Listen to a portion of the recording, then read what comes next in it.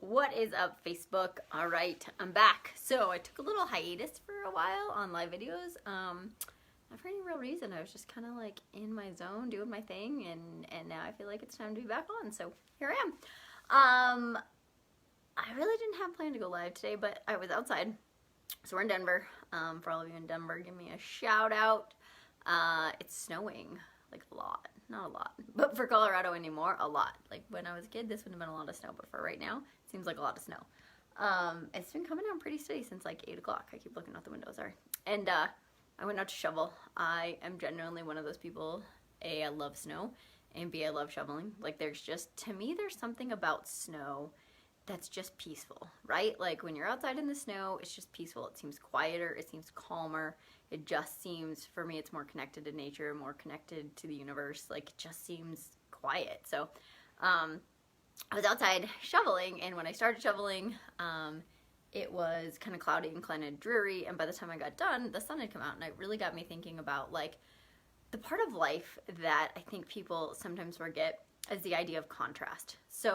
So often, and you know, I mean, I have a new company called The Happiness Endeavor, right? So the idea is like, let's be happy, let's go find our joy, let's go find our bliss. But in that, you guys, I think sometimes we forget about the fact that like to know that true happiness and to know that joy and that bliss, we also have to have the contrast of the days where you don't feel so high vibe and the days that aren't perfect and the things that, you know, do still frustrate us and we do struggle with. And so it just really got me thinking about the idea of contrast, and that in life, if you're always chasing one thing, or if you get stuck in that one thing, there's never contrast. And so we talk about this a lot in my group of, you know, like accepting pain and loving the pain and loving the part of you that feels pain and loving the part of you that feels anger and loving the wounds that you have and loving all those parts of you that you have labeled bad, right? Like there's no good and there's no bad emotion. There's no good and there's no bad situation.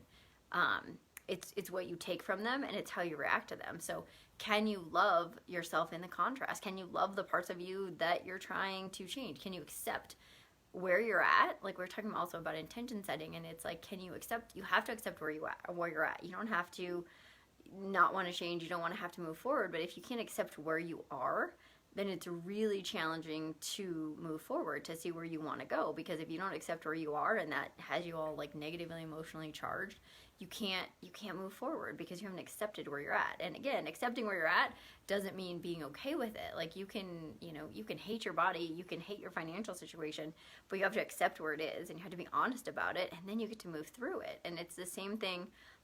You know, the contrast of like happy and sad is, you know, we went through pain a couple weeks ago in my flow module, and a lot of the people are having a little bit of trouble with just even wanting to go there, right? Like, I don't want to feel pain. I don't want to think about it. I don't want to do inner child work because what if it hurts? And it's like, yeah, it might hurt. That's okay. Like, you get to love the part of you that feels pain. You get to love the part of you that doesn't feel amazing, because then when those revelations come and those good days come and that joy and that bliss and that lightness comes from loving your pain and from loving your wounds and from loving all the parts of you that you want to change, like, how cool is that, you know? So I was just thinking about that as we were going, and it was like, to be that contrast in the world and create that contrast in your life and to love it and to accept it, that, you know, like some days we have sun and some days we have clouds, and that's just how life is, you know? And it was funny because I was taking a picture, and I literally, so this side of my hands, super girly, right? In 20 years, you guys, I've had pink and white nails, and Lauren Facey has convinced me that I should do fancy colors. So that side of my hands, they look pretty girly. They look feminine. This side of my hand, always calloused, always ripped, always torn, because that side of me loves CrossFit. I love that I have calluses, because that means that I love what I do, right? I get to throw barbells around, and I get, you know, yesterday I did 36 muscle ups and way too many toes to bar, right? And so, like, how fun is that to have that contrast? How fun is that to create that contrast in your life? The contrast between masculine energy and feminine energy, and the contrast between, you know, joy and pain and sadness. And like, it's one of those things that I just want to encourage you guys that, like, search out that contrast. Because if you're trying to be happy all the time, like, you're not ever going to get there. I mean, I'm kind of going through this myself. So Monday, like I was on a freaking high vibration, so just like cloud nine, knew exactly where I was going. I still know where I was going, but it was just one of those days. Like I had some amazing conversations with people. It's the night that I do my certification class. It's the night I teach my flow group. Like it was just in that vibe where I was just like, I'm unstoppable right now. Like everything was amazing. You know, like life is opening up. It was just awesome. And then yesterday, and I'm fighting a cold, like yesterday I just wasn't as high vibe, and today I'm definitely not as high vibe. And it's just one of those things of like, you can't be all the things all the time. And so just because today I'm like low vibe doesn't mean it's a bad day. It just means that like you can't live in that frequency all the time. But what can you do? You can try to do the things in your life that will raise that vibration all the time. Because really, you guys, the thing about it is like life is all about energy. So like, what energy are you putting in? What energy are you taking out of this world? Like, where's your energy and what do you do that raises it? So like for me, and this is what I've been teaching in my flow group, is there's all these things we got to do to raise our vibes. We got to eat good food. Like you got to eat clean, healthy food that makes you feel good. And you got to eat, eat the right amount of it. If you're eating crap food, your vibes are never going to be high. Your energy is never going to be good. That just is what it is, right? Like, is there a time and a place for that? Of course there is. But like, if you want to be in your highest energy, you got to be taking care of yourself. You got to be drinking tons of water. Like you have to take care of your physical body if you want your vibes to be high. So eat good foods, drink lots of water, go to the gym, stretch, do yoga, do whatever makes you feel good, right? Like, what is it for you? I don't know, but do what makes you feel good, right? So, in my group, we talk about nourishing, we talk about moving, we talk about feeling, and that's the thing. It's like, how do you feel? Like, are you actually in tune with your body? Are you taking deep breaths? Do you understand like what the sensations in your body mean, and how do you translate them? And then when you start to do that and you start to actually feel into everything, let yourself feel. It's okay to be happy, sad, all those things. Like, where do those emotions come from? What do they mean? And how do we rewrite the stories? So how do you feel?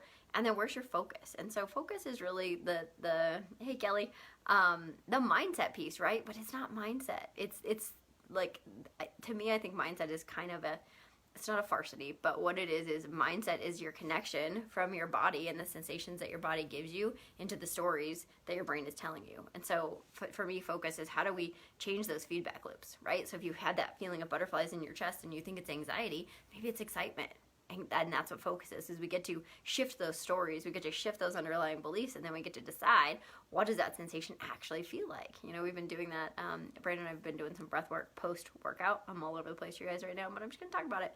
So breath work of really getting into your body, surrendering, and just letting it be, right? And so for us, it's 2 breaths in,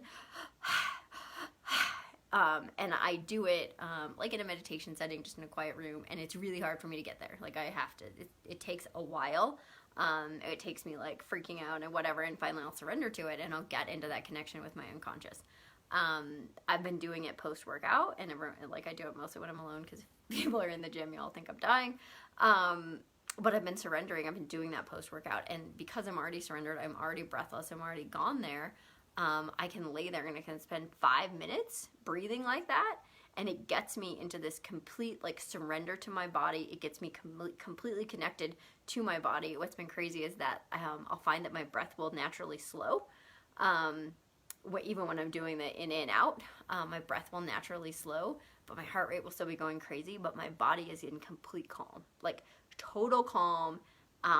Basically I get up and I feel like I'm on drugs, like total euphoric, complete surrender. It's the coolest thing ever, and it just releases all of that, and it fills my body up with all the good mojo, and it's the coolest thing ever. So it's something that I really want to start experimenting with more of my athletes, and eventually something I think we could teach, because so many of us have the hardest time like getting connected to our intuition and to our bodies and listening to those signals.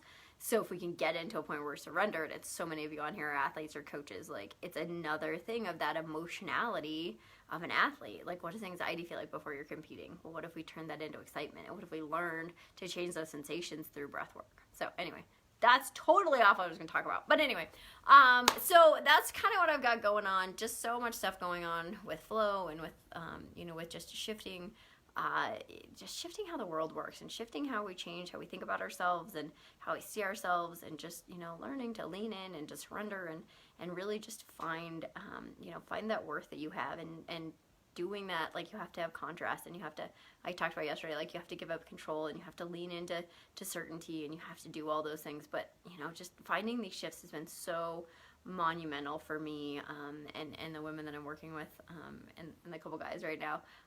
It's just been amazing. So I just want to share that stuff with you guys.